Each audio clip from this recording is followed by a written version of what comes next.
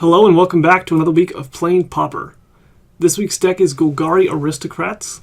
Originally created by Krupp 1 on Magic Online, it was refined by user Noxinex, and it aims to get value by destroying or sacrificing its own creatures.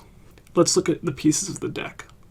So first we have sticky creatures. These are one spell that create two bodies.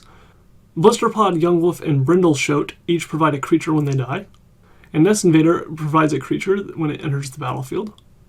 Getting two creatures for a single card is extremely useful, as we'll see in a moment. We have Carrion Feeder and Bloodthorn Vampire as our win condition and sacrifice outlet. At first glance, it seems odd that we're not playing the full 4 Bloodthorn Vampire in the deck. However, there's not that many creatures to sacrifice, and playing too many Bloodthrones and drawing multiple of them in your hand can be kind of useless. So I feel like 2 is a reasonable number. After we use our Carrion Feeder or Vampire to sacrifice creatures, we get to trigger Morbid for basically free, which means Hunger of the Howlpack turns into a single green mana for 3 +1/+1 counters. Tragic Slip turns into a single black mana for a removal spell. Unearth lets us play more duplicates of our 1 and 2 drop creatures, and get them back for a single mana. And we also play a singleton Rite of Consumption, which is nice with Bloodthorn Vampire. If you can't get in with combat damage, then you can always just pump it up to a huge power and sacrifice it to Rite of Consumption to deal damage to the opponent. Because we have so many cheap creatures, we play 4 Rancor and 1 Bone Splitter as additional ways to deal damage.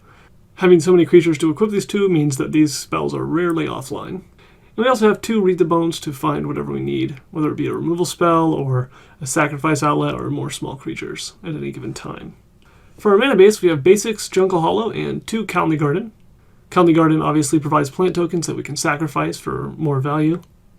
Or they can even chump block or chump attack to trigger Morbid, or we can put a Rancor or a Bone Splitter on them. It'd be nice if we could go up to the full 4 Colony Garden, but this deck doesn't need that many lands. And we do want some number of basics so that we can actually cast things on turn 1 and 2. In the sideboard, we have 3 Duress against control decks, 3 Scattershot Archer against Mono Blue Delver or Mono White tokens, 3 Contaminated Ground against Tron, 3 Feed the Clan against Burn or other very aggressive decks where a pure life gain card is good.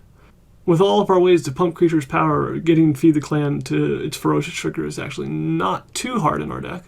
And we also have 3 Gleeful Sabotage against Boggles and Affinity. So that's it for the deck. It's a very unique playstyle. It's kind of aggro combo. You want to get down your creatures and slap down your Rancors and your Bone Splitter and chip in for some damage early, and then late game you want to use your Carrion Feeder and Bloodthorn Vampire to outvalue your opponent and turn every creature of yours dying into more counters for you and more Morbid triggers so that your spells like Hunger of the Howlpack and Tragic Slip are extremely efficient. Anyway, that's it for the deck tech, so let's get to the matches and see how we do.